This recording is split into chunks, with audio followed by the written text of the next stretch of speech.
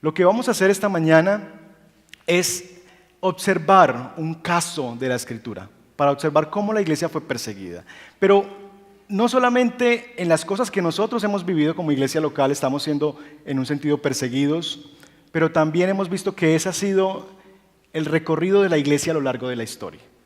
Se dice que Juan, por ejemplo, el apóstol Juan, fue quemado vivo por predicar a Jesús. Se dice que el apóstol Pedro fue crucificado con la cabeza hacia abajo. Ignacio, obispo de Antioquía, un hombre temeroso de Dios que hablaba de Jesús, fue echado a las fieras, a los leones. Y miren lo que él dijo cuando estaba siendo puesto a los leones para que se lo comieran. Soy el trigo de Cristo, voy a ser molido con los dientes de las fieras salvajes para que pueda ser hallado pan puro. Policarpo, obispo de Esmirna, más adelante, cuando fueron a capturarlo, él se escondió y un niño lo descubrió, tuvo que salir. Los guardas vinieron a su casa y lo que hizo él fue darle de comida a los guardas y decirle, denme 1 hora, yo oro a mi Dios. Y después se fue en plena plaza pública, desafiado para ser quemado, con madera rodeándolo para ser quemado vivo. Le dieron la oportunidad y le dijeron, blasfeme de Cristo, niegue a Cristo y quedarás libre. Y este hombre, Policarpo, dijo, 86 años de mi vida le he servido y nunca Él me ha abandonado, como yo lo voy a abandonar en esta hora. Enciéndanlo. Año 1940 más o menos, en las selvas del Ecuador, una tribu llamada Guadobi, 5 misioneros estadounidenses llegaron, aterrizaron en una avioneta y llegaron a ese sector de una selva que no había sido penetrada por ningún ser humano, por lo que llamamos civilización, y llegaron estos hombres a predicarles el evangelio y fueron asesinados por los indígenas. Años más tarde, las esposas de esos 5 misioneros y sus hijos regresaron en la misma avioneta y le predicaron de Cristo a esta tribu. Y hoy en día es una de las tribus que ha sido enviadora de misioneros a otras tribus de la selva ecuatoriana. Algo Dios tiene en su plan para que el evangelio siga corriendo en medio de la persecución. Algo en la soberanía de Dios quiere que el evangelio y la palabra de Dios sea glorificada en medio de la persecución y en medio de la dificultad. Vamos a leer en esta mañana Hechos capítulo 4, como un texto de testimonio o un texto de caso. Vamos a encontrarnos el caso de una persecución que vio la iglesia temprana. Hechos capítulo 4, versos 23 en adelante. Al quedar libres, Pedro y Juan volvieron a los suyos y les relataron todo lo que les habían dicho los jefes de los sacerdotes y los ancianos. Cuando lo oyeron, alzaron unánimes la voz en oración a Dios. Soberano Señor, creador del cielo y de la tierra, del mar y de todo lo que hay en ellos. Tú, por medio del Espíritu Santo, dijiste en labio de nuestro padre David, tu siervo, ¿por qué se sublevan las naciones y en vano conspiran los pueblos? Los reyes de la tierra se rebelan y los gobernantes se confabulan contra el Señor y contra su ungido. En efecto, en esta ciudad se reunieron Herodes y Poncio Pilato con los gentiles y con el pueblo de Israel contra tu santo siervo Jesús, a quien ungiste, para hacer lo que de antemano tu poder y tu voluntad habían determinado que sucediera. Ahora, Señor, toma en cuenta sus amenazas y concede a tus siervos el proclamar tu palabra sin temor alguno. Por eso, extiende tu mano para sanar y hacer señales y prodigios mediante el nombre de tu santo siervo Jesús. Después de haber orado, tembló el lugar en el que estaban reunidos.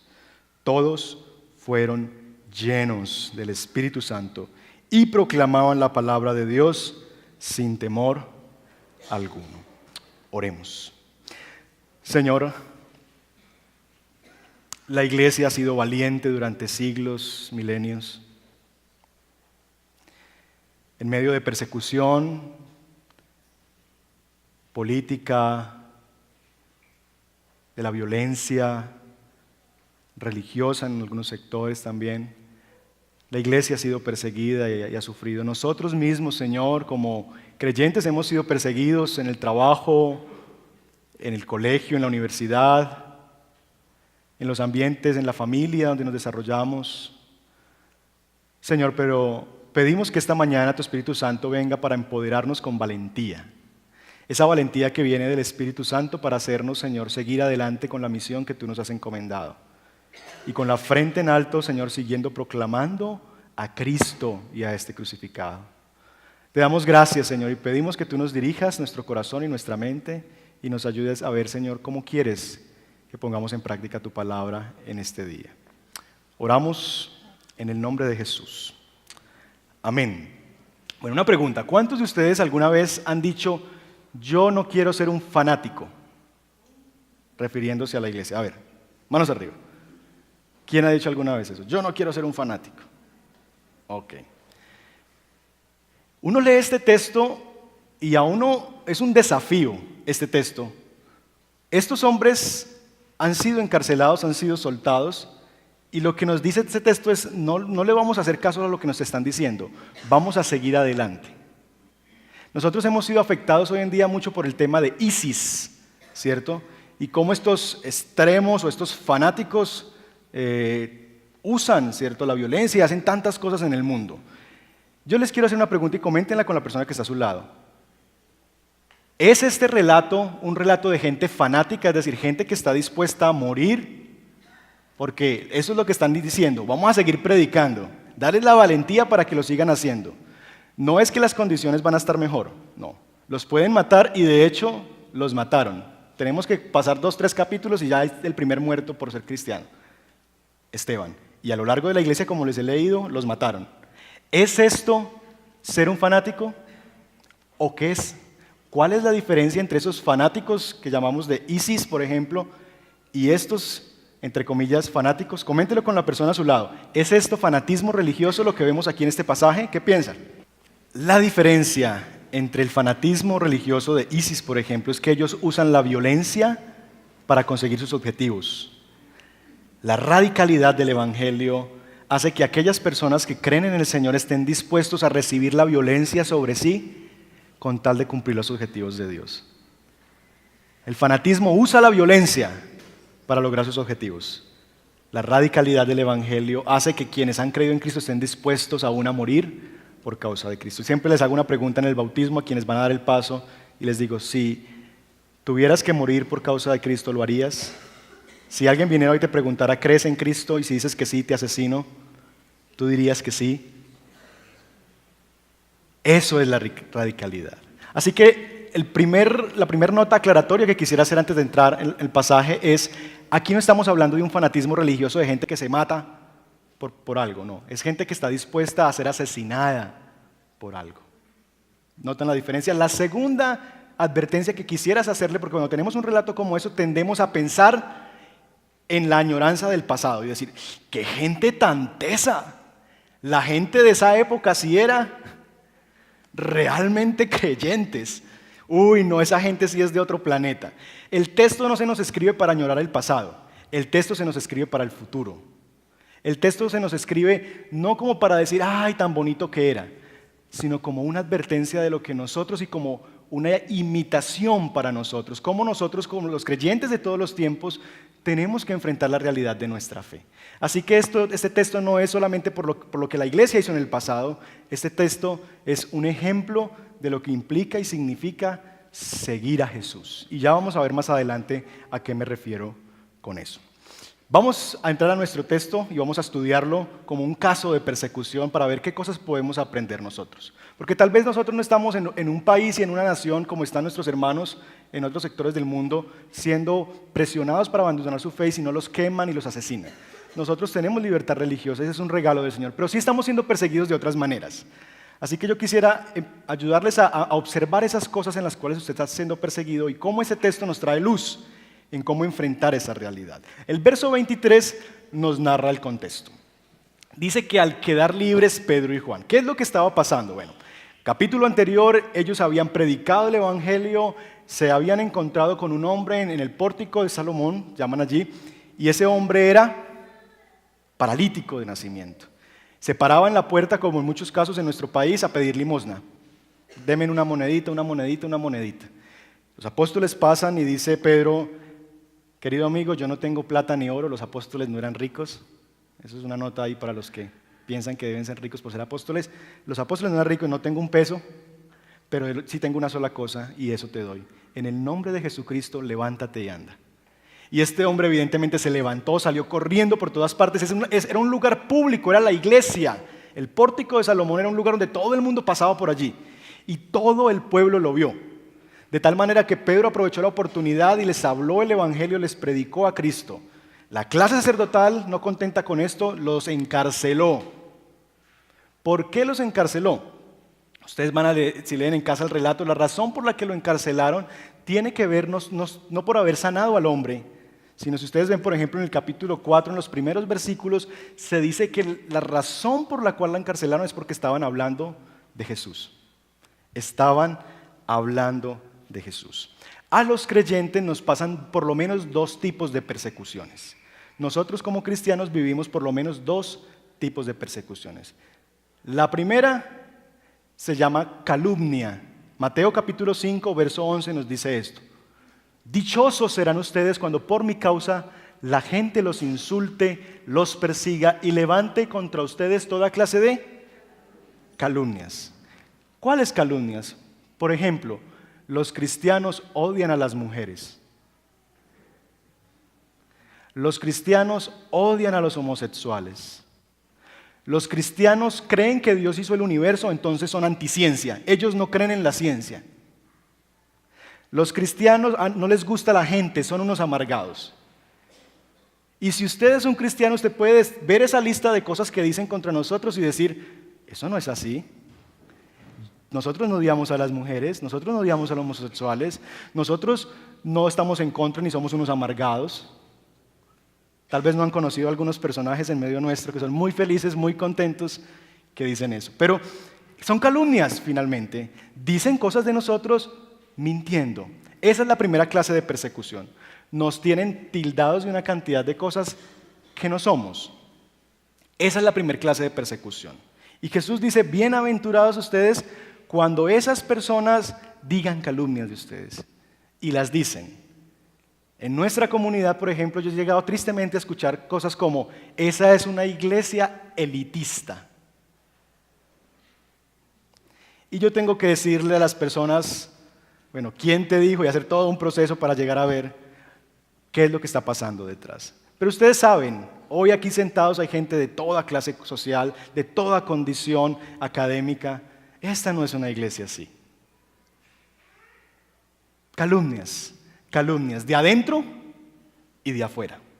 La iglesia tiene que vivir, nosotros como creyentes tenemos que vivir sabiendo que eso nos va a pasar vez tras vez tras vez. Ahora bien, esa es la primera clase de persecución. La segunda clase de persecución tiene que ver con lo que está pasando en este pasaje.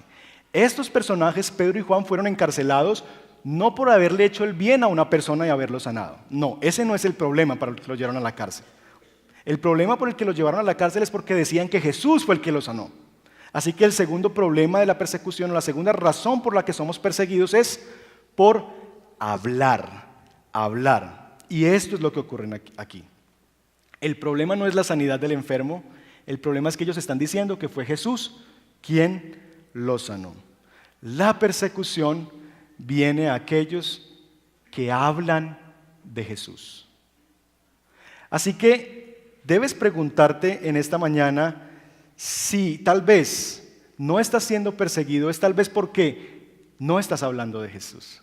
Porque aquella persona que habla de Jesús regularmente es perseguida. Si no estás siendo perseguido, tal vez es porque estás con la boca cerrada. Y como dicen por ahí, en boca cerrada no entran moscos. Deje así.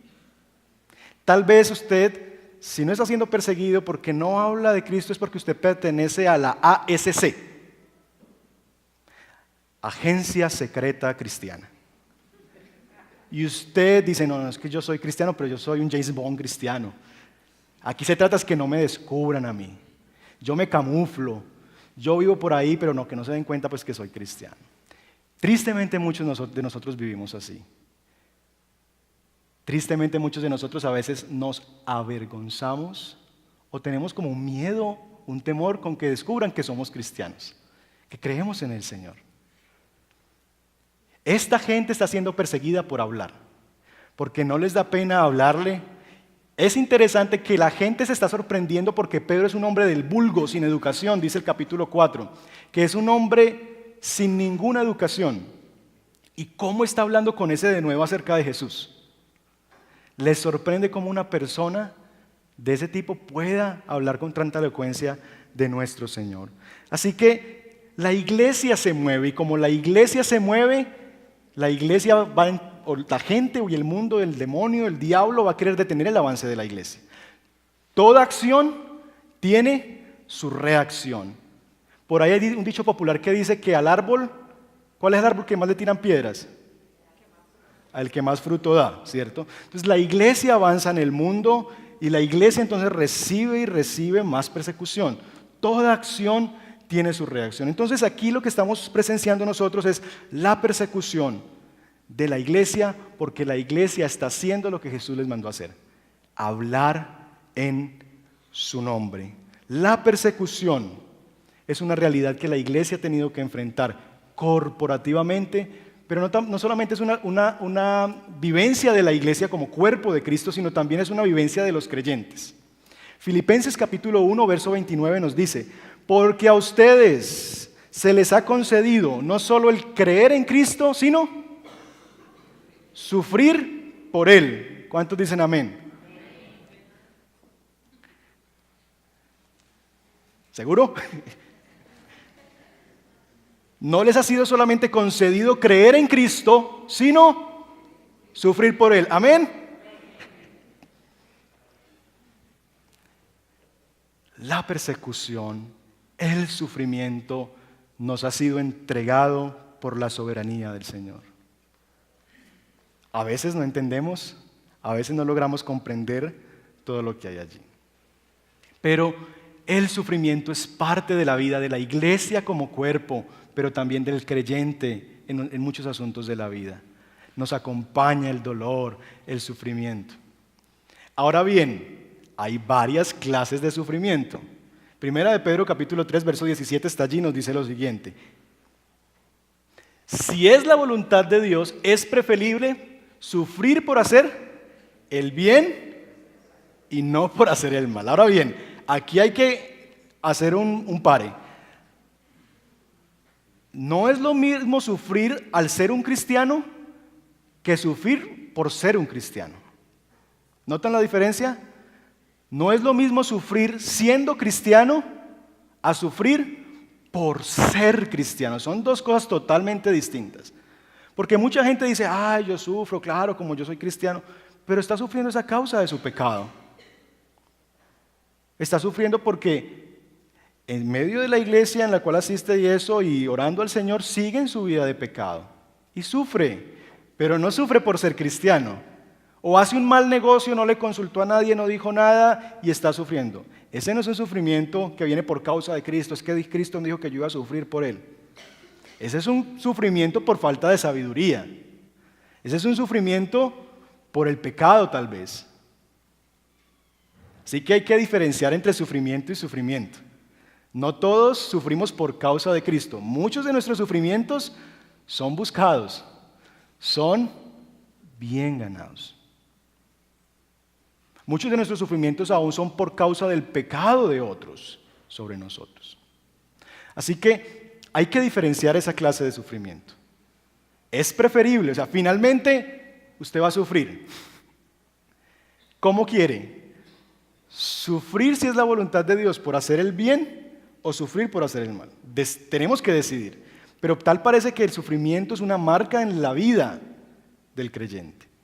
Pero usted puede tomar la decisión si va a sufrir por hacer el bien o si va a sufrir por hacer el mal. Ahora bien, uno lee este pasaje y uno dice: bueno, ¿cuál era la alternativa aquí para dejar de ser perseguidos? Es decir, ¿qué es lo que estos personajes quieren que ellos dejen de hacer para no perseguirlos más? Si ustedes leen en el capítulo 4, vaya unos versos antes, verso 18. Los llamaron y les ordenaron terminantemente que dejaran de hablar y enseñar acerca del nombre de Jesús. La solución para dejar de ser perseguidos es, deje así, cierre la boquita, pase entero y siga adelante. Ese es el problema que estamos viviendo nosotros en este siglo, lo que se ha denominado en los círculos filosóficos la nueva tolerancia o la falsa tolerancia. Hemos confundido qué es tolerancia. La tolerancia es el respeto por las ideas del otro. La falsa tolerancia lo que quiere hacer es que yo renuncie a mis ideas para adoptar las del otro. Todos esos temas que hemos vivido nosotros, ¿cierto? De la adopción igualitaria, todos esos temas que hemos vivido en la iglesia últimamente y en el país. Es, cállese porque usted es un cristiano y usted es un intolerante porque usted dice que no está de acuerdo. Guárdese eso para usted mismo, pero deje que los demás sigan. Esa es la tolerancia. El problema es que el mundo lo que quiere hacer es poner a la iglesia en un lugar como estos, donde simplemente pueda decir lo que piensa a personas que quieren oír lo que piensan, en un lugar cerradito, meterlos en un rincón por allá donde nadie más los vea y reducir la vida cristiana a un aspecto de la vida. Pero es imposible porque la vida cristiana, mis queridos hermanos, no es un área de la vida. No es como ir al gimnasio. La vida cristiana es transversal a todo lo que yo hago. Tiene que afectar mi forma de pensar, mi forma de hablar, mi forma de conducirme. Así que no es posible que yo viva, no, yo soy espiritual los domingos cuando voy a la iglesia o en mi casa encerrado. Yo soy ahí un cristiano, pero en el trabajo no. Ese es mi trabajo. No, usted ha recibido una nueva identidad. Y en Cristo, en el trabajo, en la familia, en el círculo de amigos, en la sociedad, debemos vivir como quienes somos nosotros. De tal manera que no se puede reducir y no nos pueden reducir a un círculo cerrado, porque es que la vida cristiana no es un compartimento de la vida. Es transversal a toda ella, a toda la existencia. Me alegró tanto escuchar en el grupo de hombres un testimonio hace 2 semanas. A un hombre le dijeron, el jefe que usted tiene va a salir de la compañía, pero él no sabe. Lo que usted tiene que hacer es reunirse con su nuevo jefe y empezar a hablar con él, pero sin decirle a este otro que lo van a echar en unos días. Este hombre dijo, no, yo no lo voy a hacer. Lo que usted me está pidiendo, yo no lo voy a hacer. Entonces todo el reclamo de, usted no sabe quién soy yo. Soy su jefe y usted tiene que hacer lo que yo le diga. No. Y él le dijo, no me parece que sea correcto. Y así como no me gustaría que lo hicieran conmigo el día de mañana, no me gustaría que lo hicieran con él, entonces yo no lo voy a hacer. Usted verá qué hace. Si usted considera que yo no soy para esa compañía, y estaba recién ascendido, unos meses antes lo habían ascendido. Y él dijo no. Pasaron los días preocupado, dijo me van a echar. Bueno, finalmente Dios lo bendijo y la junta se reunió, vieron que lo que le estaba diciendo era verdad y de hecho lo felicitaron, dijeron personas como ustedes las que necesitamos dentro de la compañía, en fin. Una cantidad de cosas, pero es eso. Cualquier otro hubiera dicho, no, pero es que ese es mi trabajo, y si el jefe me lo pide, pues la obediencia a las autoridades. La Biblia dice que yo debo obedecer a mis autoridades. Y empezamos a vivir nuestra vida tratando de separar. No, pues es que aquí yo no puedo ser cristiano, es que me es imposible aquí ser cristiano. ¿Cuántos de nosotros hemos vivido la experiencia con el tránsito? ¿Cierto? Yo les contaba la experiencia en Bogotá con un amigo pastor. Y caemos en la trampa, ¿cierto? Nos olvidamos por un momento y después como que, ¿qué hice? Vivimos esa realidad. La vida cristiana es transversal, así que no nos es posible que nos cierren la boca. Porque está dentro de nosotros. Porque es como un fuego que está dentro que uno no puede como quedarse callado. Porque es que no es una parte de mi vida, es mi vida, es lo que yo soy, es lo que yo vivo. Él es mi Señor, yo me debo a Él antes de cualquier otra autoridad en este mundo. Y yo no lo voy a abandonar a Él, yo no lo voy a hacer quedar mal a Él. Yo no lo voy a renunciar a Él, yo no me voy a avergonzar de Él. La persecución que vive la iglesia. Ahora bien, ¿cómo responder a la persecución? ¿Cómo responde esta iglesia cuando está siendo perseguida? Cuando sufre por causa de Cristo. Me emociona mucho ver cómo reacciona esta iglesia. Ustedes notarán en el verso 24 que cuando lo oyeron, el reporte que ellos han dado, alzaron, uno la voz, unánimes la voz,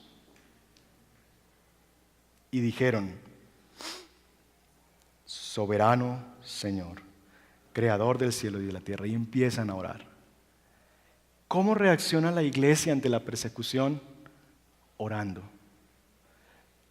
Lo primero que hacen, no, vamos a redactar una carta, vamos a enviársela al César y que el César defienda nuestros derechos. O no, vamos a candidatizar a uno de los apóstoles para ponerlo en el trono y él nos va a defender del mal. No. La estrategia de la iglesia es unánimes, como un cuerpo. Alzaron la voz y oraron. Soberano Señor. La forma de reaccionar a la persecución es la petición. La petición de una iglesia que ora. Pero también es una iglesia que en su oración reconoce el por qué están viviendo esa circunstancia. Y noten cómo arranca la oración. Soberano Señor. Y en este tema de la soberanía de Dios es muy complejo y tenemos muchas aristas frente al tema. Muchos han pensado que la soberanía de Dios es que todo lo que pasa es lo que Dios quiere que pase. Entonces, si los niños mueren, es porque Dios quiso que los niños murieran. Es decir, la soberanía se ha entendido como que todo lo que sucede es por el deseo de Dios. Pero eso no es soberanía. Soberanía es que en medio de todas las realidades que suceden, ninguna de ellas queda fuera del poder de Dios. José no dice, es que Dios me mandó y es que Dios me hizo eso. Dios usó esas cosas, que mis hermanos me vendieran, que yo fuera llevado a la cárcel. En medio de esas realidades, el soberano Dios, que no se le salen esas cosas del control, usa eso para la bendición de su pueblo y para el cumplimiento de sus propósitos. Así que soberanía no es que en el mundo pasa todo lo que Dios quiere. No, el pecado no es la voluntad del Señor. El pecado no es lo que Dios quiere. La muerte del pecador no es lo que Dios quiere. Soberanía es reconocer que aunque esas cosas sucedan, sobre eso sigue estando Dios. Y Dios sigue controlando y tiene el poder de transformar el mal en bien, de hacer en medio de desiertos oasis, de transformar fuentes secas en estanques rebosantes y vivos de agua. Que ese es el poder que tiene nuestro Dios y que Él está en medio de todo, que nada se sale del control de Él. Todo Él lo controla. Y la iglesia reconoce entonces que el sufrimiento que están viviendo por causa del Evangelio está en la soberanía de Dios. Que Dios permite que esas cosas suceden. A veces nos cuesta creer eso. Que Dios permite que ciertas cosas lleguen a nuestra vida y que Él sigue siendo soberano, Señor, sobre eso. Que no fue que Él cerró los ojos y dijo, ay, me descuidé y persiguieron a mi iglesia. No, Él está ahí. Y no es que Él quiera que hagan eso, pero cuando la gente hace eso, Dios puede usar esas cosas que hacen contra su pueblo para bendición y para el extendimiento del nombre de Jesús. Así que la persecución está en la soberanía de Dios. El sufrimiento está en la soberanía de Dios. La iglesia ora, la iglesia reconoce que es la soberanía de Dios. Y un detalle más que es muy interesante es que la iglesia reconoce que la persecución no es con ellos. Uno esperaría en esta oración que ellos dijeran, Señor, mira cómo persiguen a Pedro, mira cómo persiguen a Juan. Estamos hablando de Pedro y Juan, pero ellos no hablan de Pedro y Juan en los textos.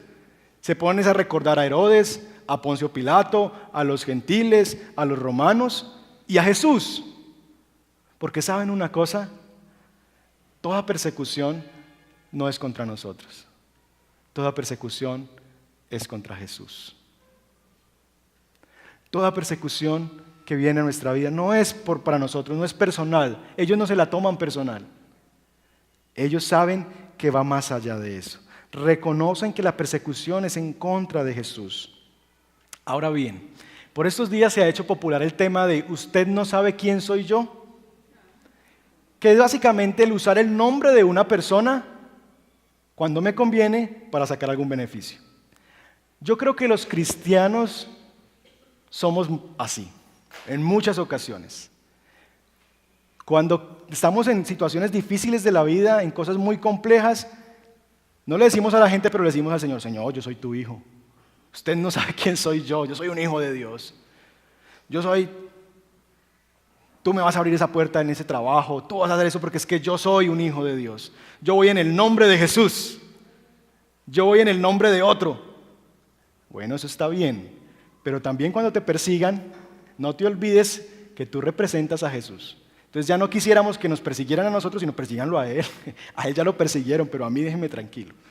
¿Notan la diferencia? Cómo nosotros a veces queremos usar el nombre de Jesús para cuando nos conviene a nosotros, cuando son cosas chéveres, cuando queremos que Él nos respalde, pero cuando es la hora de sufrir y defender a Jesús y decir, sí, yo soy así, yo creo esto, estas son mis convicciones, ahí sí, no, ahí sí ya no usamos su nombre, no, pues que yo no, ahí sí hablamos en nombre propio. Somos muy sutiles en nuestros cambios, en la forma camaleónica en la que nosotros nos transformamos según las circunstancias. Pero si usamos el nombre de Jesús para decirle al diablo y a quienes nos persiguen, es que usted no sabe quién soy yo, úselo también cuando en medio de la persecución usted tenga que anunciar a Jesús y decir, esto es lo que yo creo, y en el nombre de Jesús, esta es la realidad, la que yo defiendo y por la cual yo vivo. Persecución, petición, proclamación. Lo que la iglesia pide no es protección. ¿Notan eso? La iglesia no pide, Señor, y manda ángeles y carros de fuego y destruye a los enemigos y acábalos y derrótalos y dales. ¿Notan que no es esa la oración? Muchos de nosotros cuando oramos, sí oramos así. Si yo estuviera en esa escena, yo lo que hubiera hecho es orar, Señor, mira esta persecución, mira a estos hombres que hacen el mal, tú no nos dejarás avergonzados, Señor. Nosotros somos llamados a ser cabeza y no cola. Defiende a tu pueblo, Padre. La iglesia no hace eso. La iglesia no ora por protección, manda ángeles, escuadrones del cielo que vengan y nos defiendan. No. ¿Qué es lo que pide la iglesia?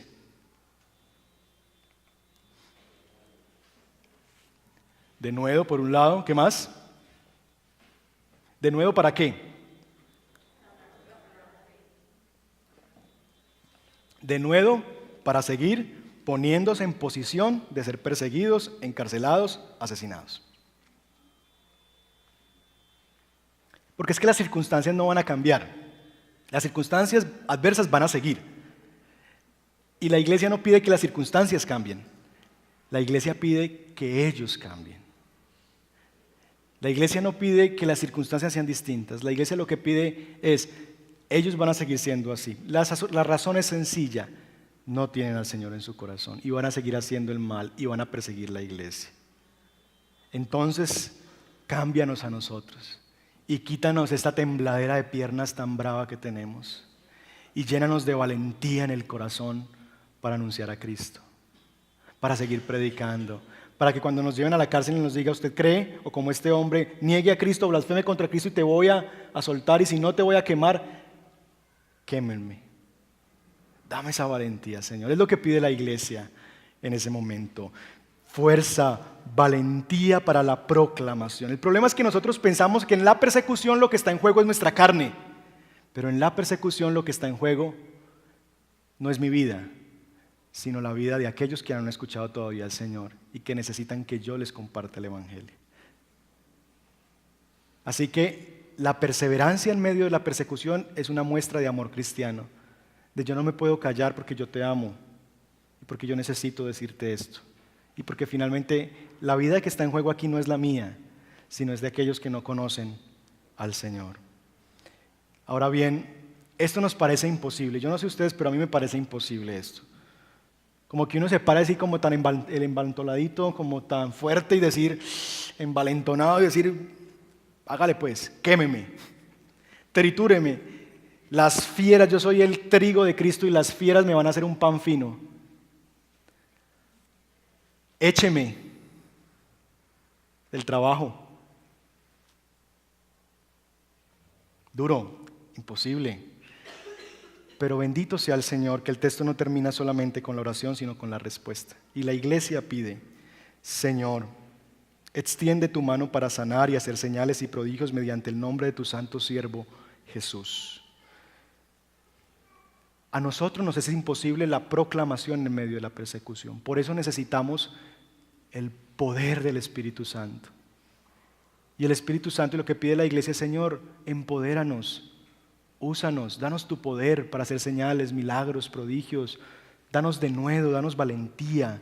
No es posible la proclamación en medio de la persecución sin el poder y el empoderamiento del Espíritu Santo. No nos es posible. Ahora viene una pregunta que yo quiero que usted sea franco conmigo. Notan que al final dice que el lugar donde estaban reunidos tembló. ¿A cuánto les dio miedo con el temblor de esta semana? Fue horrible. Nos da miedo cuando tiembla la tierra, ¿cierto? Una pregunta muy sencilla. ¿Usted dónde hubiera preferido que temblara? ¿Cuando ellos estaban hablándole a los que los llevaron a la cárcel? ¿O en la iglesia?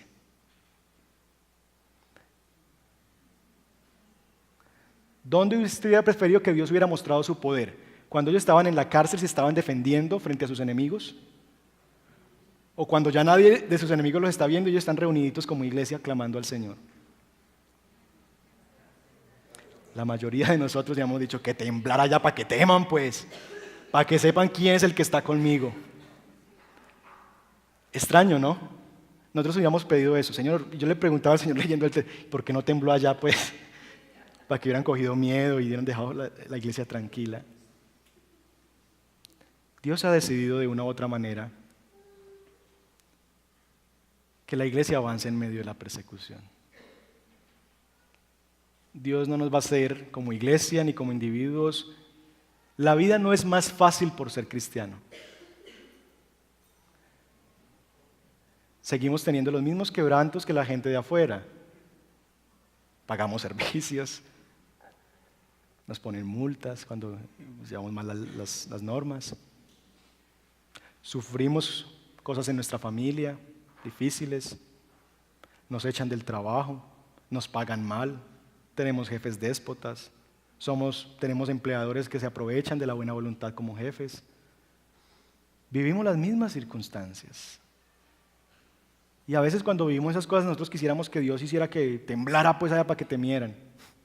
Y Dios hace que tiemble dentro de nosotros. Y saben una cosa, cuando yo miro la iglesia y veo muchas cosas que están sucediendo,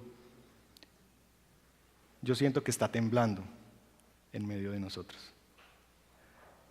Porque Dios nos ha mostrado como iglesia, y sé que en sus vidas también, su poder, su favor, su misericordia. Y a veces quisiéramos que temblara en la casa de aquel, para que entendiera que Dios está ahí, deje y abandone ese camino. O que temblara en las oficinas del centro comercial. Pero Dios hace que tiemble dentro de nosotros y nos muestra su poder a nosotros. Porque el milagro que nosotros recibimos es el empoderamiento del Espíritu Santo. Pero el milagro que recibe el mundo es gente que aún está dispuesta a entregar su vida por hablarles a ellos de Cristo. ¿No les parece ese un milagro extraordinario? Que todavía haya gente dispuesta a entregar su vida con tal de yo entregarte el mensaje que puede cambiar tu vida. Ese es el milagro que recibe el mundo. Pero nosotros como iglesia, cada domingo, cada semana, en cada cosa en que vemos a Dios, es como un temblor, es como un sismo que nos dice, yo estoy con ustedes, yo no los he abandonado, aquí estoy con ustedes. ¿Ha temblado esta semana en su vida? ¿Ha temblado últimamente en su vida? Yo he sentido muchos temblores de Dios esta semana que me hacen sentir que Dios está conmigo y que me da el poder, la fuerza de seguir adelante y decir, vamos adelante. En medio de la persecución, en medio de cosas difíciles, en medio de crisis, en medio de familias, vamos adelante. Porque Dios está con nosotros. Algunas reflexiones finales esta mañana. La primera es, usted será perseguido. Les pregunto, ustedes pueden decir, ¿va a ser perseguido por hacer el bien o por hacer el mal? Si usted hace el mal, le va a ir mal. Va a sufrir consecuencias de su maldad. Pero usted puede elegir hacer el bien y sufrir por hacer el bien. Y el Evangelio dice, bienaventurados son cuando por mi causa son perseguidos, maltratados. Es preferible, si es la voluntad de Dios, que sufran por hacer el bien y no por hacer el mal. Así que, ¿por qué está sufriendo hoy? Tal vez tú estás diciendo, yo estoy sufriendo, pero tal vez tu sufrimiento es por el pecado, no es por ser cristiano. Así que hoy es día de arrepentimiento, es decir, mi sufrimiento, Señor, yo me lo he buscado. Y yo me arrepiento y yo me vuelvo a ti. Pero tal vez algunos de ustedes están sufriendo realmente por ser cristianos y han perdido la bendición de su familia, porque yo sé que eso pasa mucho aquí en Antioquia sobre todo. Personas que tienen casi que venirse a la escondida a la iglesia porque donde la mamá o la abuela se entere, lo deshereda. Y sufren persecución. Pero usted se va a quedar callado, va a seguir callado, o va abiertamente a decir, esto es lo que yo creo, esto es lo que yo soy. Y sí, te amo mamá, te amo tía, pero amo más al Señor de mi vida, al que transformó mi corazón. Y estoy dispuesto a seguir. ¿Por qué vas a sufrir? 2, ¿puedes confiar en que lo que tú estás viviendo, tu sufrimiento, es parte de la soberanía de Dios? ¿Pueden confiar que las cosas que estamos viviendo aún como iglesia, como pueblo de Dios, están en la soberanía de Dios? Mira, hay buenos problemas. El crecimiento de la iglesia para muchos es un problema, pero es un buen problema. Porque sí, perdemos muchas cosas y las cosas cambian. Ya no estamos cercanos a cada uno con los demás y nos reunimos cada 2 días y cambian cosas. Pero es la soberanía de Dios. Nosotros no podemos decirle a Dios, detente, déjanos a los mismos con las mismas.